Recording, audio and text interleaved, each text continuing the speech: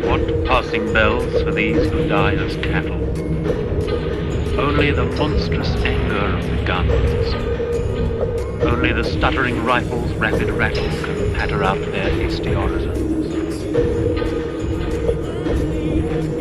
No mockeries for them from prayers and bells, nor any voice of mourning save the choirs, the shrill, demented choirs of wailing shells, and bugles calling for them from sad shires.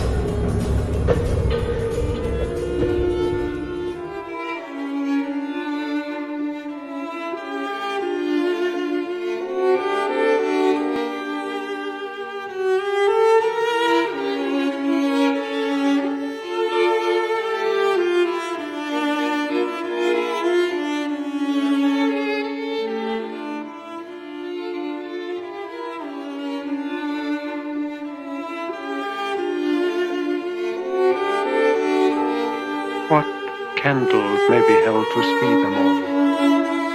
Not in the hands of boys, but in their eyes shall shine the holy glimmers of goodbyes.